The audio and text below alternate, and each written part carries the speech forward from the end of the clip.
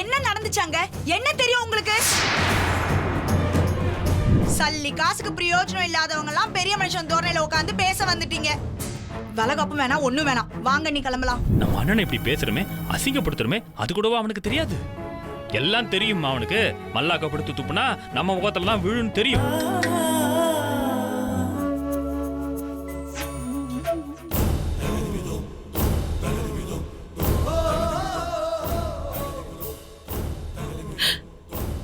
அண்ணி, ஏய் நீ போய் பண்ணு போ.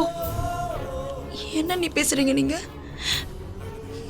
இங்க வந்து உக்காந்துட்டு என்னால முடியாது அண்ணி. வாங்க அண்ணி, இங்க இருந்து போலாம். மீனாட்சி, என்னம்மா அவங்க ஏதோ சொல்லிட்டாங்கன்னு நலங்கு வைக்காம இப்படி கிளம்பிட்டியம்மா? வாமா. இல்லம்மா. ஏங்க என்ன பேச்சு பேசுறாங்க அவங்க? குழந்தை பேக்கல மலடி அது இதுன்னு என்னென்ன வார்த்தைலாம் பேசுறாங்க தெரியுமா? இன்னும் அவங்க பேச்செல்லாம் கேட்டு நாங்க இங்க நிக்கணுமா? சொல்லுங்க. ஏன் என்னங்க நீங்க பேசாம நிறுத்துங்க. நீங்க சும்மா போட்டு யாரோ ஒருத்தர் புரியாம பேசிட்டாங்கிறக்க நீங்க அப்படியே கோச்சிட்டு போயிடுறதா? ஏங்க என்ன நினைச்சிட்டு இருக்காங்க அவங்க? அவங்க இவ்வளவு தூரம் பேசுவாங்க, எங்களை அசிங்கப்படுத்துவாங்க. நாங்க எதுவுமே நடக்காத மாதிரி எல்லாத்தையும் தொடச்சு போட்டு இங்கே உட்கார்ந்துருக்கணும். எங்களுக்கும் ஏதோ கொஞ்சம் மான மரியாதை இருக்குங்க. சண்முகண்ண சொன்னதுதான் சரி. நாங்க இங்க இருந்து கிளம்புறதுதான் கரெக்ட். உமா, நீ கிளம்பலாம். கேளு. இல்ல நீ நம்ம கிளம்பலாம். உங்களை எவ்வளவுலாம் பேசிட்டாங்க. குழந்தை பெத்துக்கு தகுதி இல்லாத மலடி அது இதுன்னு. அண்ணி, இவங்க என்னமோ பண்ணிட்டு போட்டோம் அண்ணி. நமக்கு எதுக்கு அது? ஊசியால குத்தி குத்தி நம்மள காயப்படுத்திட்டே இருக்காங்க. நம்ம அதெல்லாம் தாங்கிக்கிட்டு இங்கே உட்காந்து எல்லாத்தையும் பண்ணணுமா? ஐயோ, போதும் அண்ணி, போதும். அம்மா போலாமா? என்னம்மா போலாமா? உமா, என்னம்மா என்ன சிவஞானம்? இன்னும் சடங்கே முடியல, அதுக்குள்ள இப்படி கிளம்புனா என்னப்பா அர்த்தம்?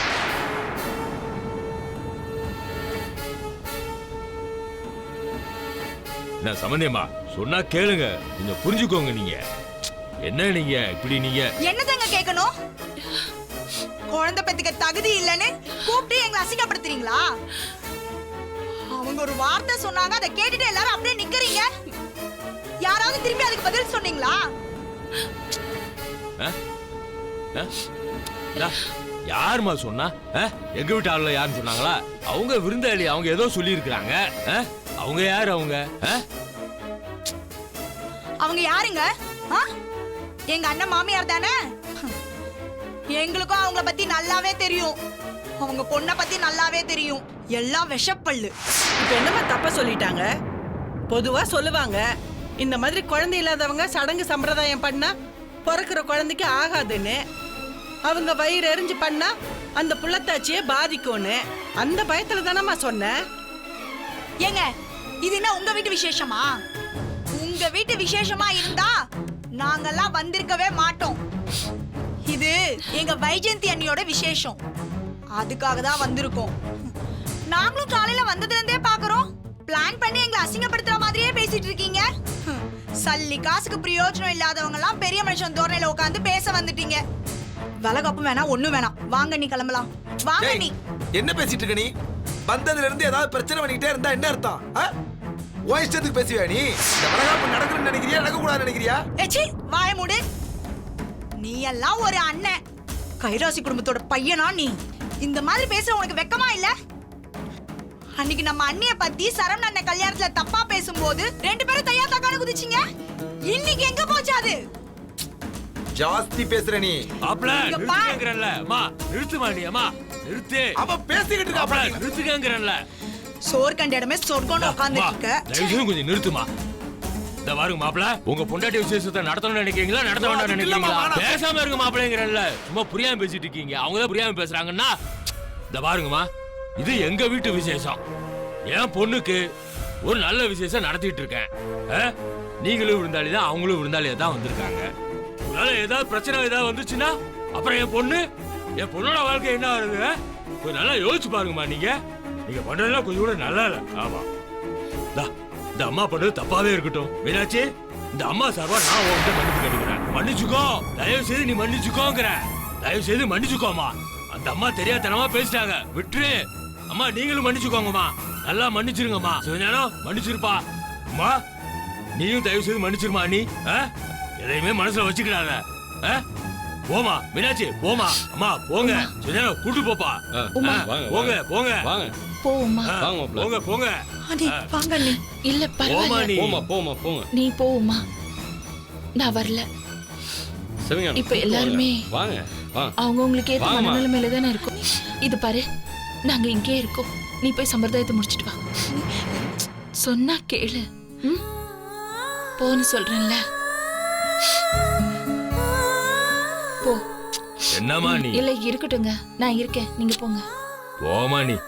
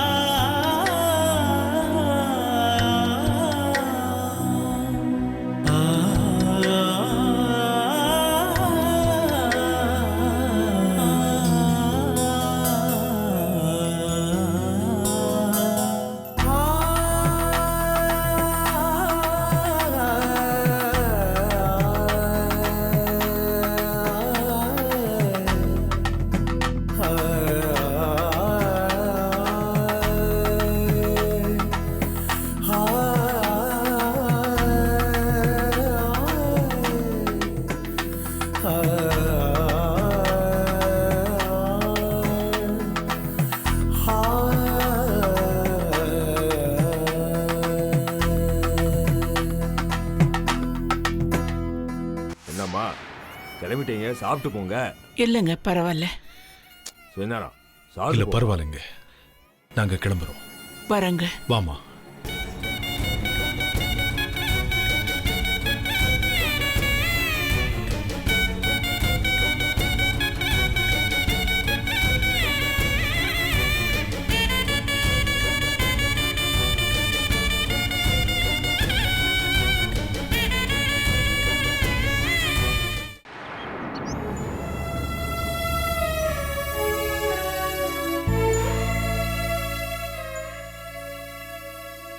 நான் எவ்வளவு சொன்னேன்.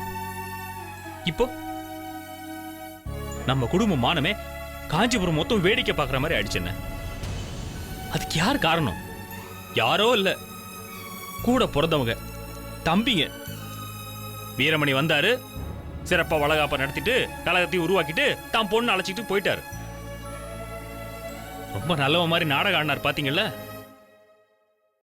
ராஜேந்திரன் அவர் கூடவே போயாச்சு. சரி, அதை விடு சண்முகம். எனக்கும் சங்கடமா தான் இருந்துச்சு. யாரோ இதை பண்ணிருந்தாங்கன்னா அவ்வளவு பெருசா தெரியாது. நம்ம வீட்டு பசங்க பண்ணும்போது வலி ரொம்ப அதிகமா தான் இருக்கு. அண்ணா, எல்லாம் மறந்து போச்சுண்ணே அவங்களுக்கு. அதுதான் எனக்கு ரொம்ப ஆச்சரியமா இருக்கு. அவனுங்க எல்லாரும் ஏதோ வேற வீட்டுல பிறந்து வேற வீட்டுல வளர்ந்த ஆளுங்க மாதிரி நடந்துக்கிறானுங்க. ஏன்னா ஒரு பொண்ணு வந்தா வாழ்க்கையே மாறி போயிடுமா? நீங்க கூட தான் அண்ணியை கல்யாணம் பண்ணிக்கிட்டு எங்களை பிள்ளைங்க மாதிரி வளர்த்தீங்களே அண்ணி. தப்பு பண்ணிட்டீங்க அண்ணி. நீங்களும் சுயநலமா யோசிச்சிருக்கணும். சுயநலமா யோசிச்சு உங்களுக்கு ஒரு வாரிசு வேணும்னு முடிவு பண்ணிருக்கணும். இல்லனா கண்டம் அந்த மாதிரி வார்த்தைலாம் வாயில வருமா? சொல்லுங்க. இல்ல தம்பி, அவங்களுக்கு தெரிஞ்சதெல்லாம் அவ்வளவுதான். இதுக்கு மேல பேசுறதுக்கு ஒண்ணும் இல்ல. என்ன நீங்க சரவண எந்த அளவுக்கு பேசினானோ அதே அளவுக்கு தான் ராஜேந்திரனும் பேசினான். அதுதான் என்னால ஜீரணிச்சுக்கவே முடியல. அங்க நடந்த ஒவ்வொரு காட்சியும் என் மனசுல அப்படியே இருக்க. நீ சரவண அவன் பொண்டாட்டி பேசுனது தப்புன்னு தெரிஞ்சும் எந்த கை அவ தப்பா பேசும்போது ஓங்குச்சோ, இப்போ அதே கை என்ன தடுக்குது. எல்லாம் திட்டம் போட்டு பண்ண மாதிரி தான் இருக்கு. அந்த குழந்தை முகத்தை பார்க்கணும் தான் அம்மா கேட்டாங்க. அதுக்கு அவ எந்த அளவுக்கு பேசினா பாத்தீங்களா? வார்த்தைக்கு வார்த்தை குத்தி காட்டி, அது யார் முன்னாடி? அந்த ஆள் நம்ம எதிரின்னு தெரியும், நம்ம குடும்பத்தையே அழிக்கணும்னு கங்கணம் கட்டிட்டு இருக்கான்னு தெரியும். அந்த வீரமணி முன்னாடி. சண்முகம், உன் ஆத்திரம் எனக்கு புரியுதுப்பா. ஆனாலும் பெத்த பிள்ளைங்களை விட்டு கொடுக்க முடியாம தான் நானே போய் ஆனந்தி கிட்ட வலுக்கட்டாயமா குழந்தைய பார்க்கணும்னு கேட்டது. எவ்வளவு பெரிய பிரச்சனையா உருவெடுத்திருக்கு. அம்மா, சரவணன் எந்த அளவுக்கு பேசினானோ அதுல இம்மி அளவுக்கு குறையாம ராஜேந்திரன் பேசினதும் ரொம்ப கஷ்டமா இருந்துச்சுமா.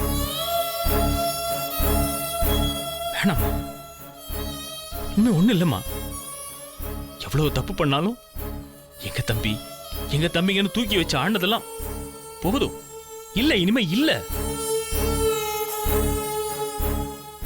பொது இடத்துல வச்சு, அதுவும் அந்த வீரமணி முன்னாடி நம்ம குடும்பத்தை அசிங்கப்படுத்திட்டானுங்களே, அதோட எல்லாம் முடிச்சு போச்சு.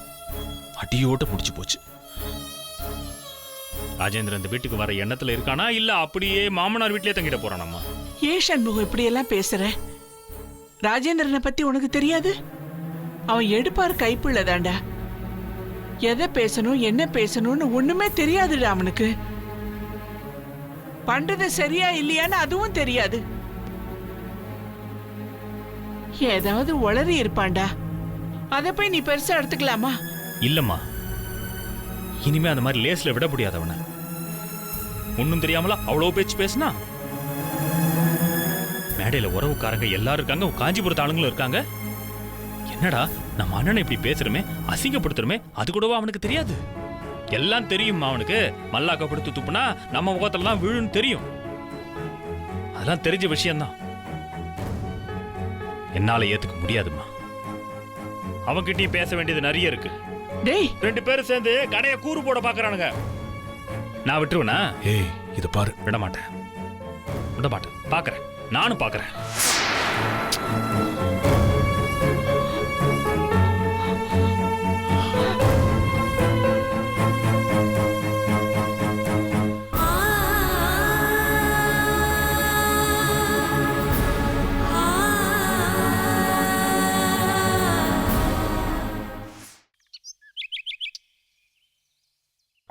லக்ஷ்மி, லக்ஷ்மி, வாங்க. என்னங்க இவ்ளோ டயர்டா இருக்கீங்க? வெயில் ஸ்டார்ட் ஆயிடுச்சுல்ல, தலைவலி மண்டைய பொளக்குது. ஏன்பா, எனக்கு இன்னைக்கு ஆஃப் தானே, கார் எடுத்துட்டு போயிருக்கலாம்ல. அப்படி இல்லைன்னா என்கிட்ட சொல்லிருந்தா நானும் அப்படி டிராப் பண்ணிருப்பேன். பரவாயில்லம்மா, பழைய கிளையண்ட், அவர் கூட சின்னதா ஒரு வேலை, அவர் கூட போயிட்டு வந்துட்டேன், அவ்வளவுதான். நீ சாப்பிட்டியா? நான் பிட்சா ஆர்டர் பண்ணி சாப்பிட்டேன். இதெல்லாம் எப்படிமா வயிற்றுக்கு பார்த்தோம்? அப்பா, அதெல்லாம் போதும், நீங்க போய் சாப்பிடுங்க. சாப்பாடு எடுத்து வை. வாங்க.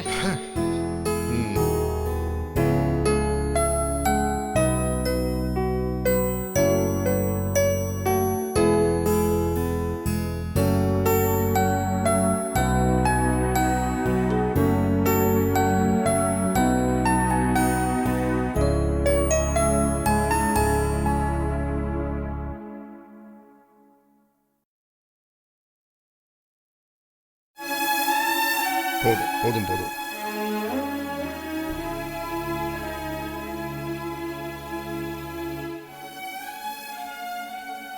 உமா சாப்பிட்டாளா? இல்லைங்க. உமா சாப்பிடுறியாமா?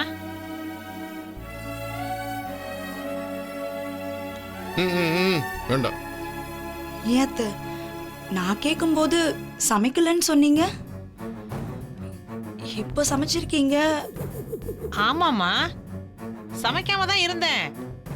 சரி, அதுக்கப்புறம் வெட்டி வச்ச காய்கறிலாம் வீணா போயிடுவேன், ஒரு சாம்பாரை வச்சு அப்பளத்தை பொரிச்சு சாதம் மட்டும் வடிச்சேம்மா. நீ வேணா சாப்பிட. ஏத்த பசிக்கும் போது சாப்பாடு கேட்டேன், இல்லைன்னு சொல்லிட்டீங்க. அதுக்கப்புறம் சமைச்சிருக்கீங்க, ஒரு வார்த்தை கூப்பிட்டுருக்கலாம்ல. இதுவே உங்க வயிற்றுல பிறந்த பொண்ணா இருந்தா இப்படி பண்ணிருப்பீங்களா? நான் யார் வீட்டோ பொண்ணு தானே, நான் சாப்பிட்டான்னு சாப்பிடலனா. என்னம்மா நீ இப்படிலாம் பேசிட்டு இருக்க? உனக்கு அங்க ஏதோ நடந்த கோவத்தை மனசுல வச்சுட்டு இங்க வந்து ஏதோ பேசிட்டு இருக்க. என்னம்மா இதெல்லாம்? நீ ஏன் நம்ம புதுசா கேக்குற? குடும்பமே அப்படித்தானே. மேடம் ஃபங்க்ஷன்ல நடந்ததெல்லாம் மனசுல வச்சுக்கிட்டு இப்போ ஓ மேல கோவப்படுறாங்க. என்ன உங்க அண்ணன் சண்முகம் பெரிய ரவுடியா? யார பார்த்தாலும் கை நீட்டிட்டு இருக்காரு உங்க அண்ணன். இப்படித்தான் இன்னைக்கு எல்லாரும் முன்னாடியும் வச்சு என்ன கை நீட்டினாரு. அப்புறம் அந்த வீரமினி வீட்டுல யாரையோ செருப்பால் அடிச்சிருக்காரு. எங்க அப்பாவை எவ்வளவு பெரிய ஆளு, அவரை ரோட்ல வச்சு அவமானப்படுத்தி அடி. இன்னைக்கு தம்பி பொண்டாட்டிய கையொங்க போறாரு. நான் பெரிய ரவுடின்னு நினைப்பா? அந்த ஆள் மனுஷனா காட்டு மிராண்டி. போதும் நிறுத்துங்க. ஏதோ நேர்ல பார்த்த மாதிரி பேசிட்டு இருக்கீங்க. இத்தனை நாள் அண்ணி அண்ணின்னு கூப்பிட்டேன், அப்படி கூப்பிடாத உனக்கும் எனக்கும் எந்த சம்பந்தமும் இல்லைன்னு சொல்லிட்டீங்க. அப்படி சம்மதம் இல்லைன்னு சொல்றவங்க என் வீட்டு ஆளுங்களை பத்தி நீங்க எப்படி பேசலாம்? பெரிய டீசென்டான ஆளு மாதிரி பேசுறீங்க. என் பொருளை எடுத்து நீங்க திருடி வைக்கல, எனக்கு வந்த கொரியரை எடுத்து ஒளிச்சு வைக்கல. மத்தவங்கள பேச உங்களுக்கு என்ன தகுதி இருக்கு? எங்க அண்ணன் படிக்காத காட்டு மிராண்டி தான், ஆனா நீங்க படிச்ச காட்டு மிராண்டி. ஓவரா பேசிட்டு இருக்க. அங்க நடந்ததுக்கு உன்னால எதுவும் பேச முடியாதுன்னு இங்க வந்து எங்கள்கிட்ட இவ்வளவு தூரம் பேசிட்டு இருக்கிய. ஏங்க என்ன நடந்துச்சாங்க? என்ன தெரியும் உங்களுக்கு? ஓ, ஆனந்தி அண்ணி ஃபோன் பண்ணி எல்லாம் சொல்லிட்டாங்களா? அவங்க சார்பை பத்தி மட்டும் தான் சொல்லுவாங்க. அவங்க என்ன நியாயமாவா பேசுவாங்க? அவங்க எவ்வளவு வேலை பண்ணிருக்காங்கன்னு உங்களுக்கு தெரியுமா? குழந்தைய கூட எங்க அம்மா கிட்ட காட்ட மாட்டேங்கிறாங்க. எங்க அம்மா எவ்வளவு பாவம் தெரியுமா? ஒரே ஒரு வாட்டி குழந்தைய பாக்கிறதுக்கு பக்கத்துல போறாங்க. அவங்க குழந்தைய தூக்கிட்டு ஓடுறாங்க. பத்தாதுக்கு எங்க மீனாட்சி அண்ணிய அவங்க அம்மா மலடின்னு சொல்லி எல்லாரும் முன்னாடி அவமானப்படுத்துறாங்க.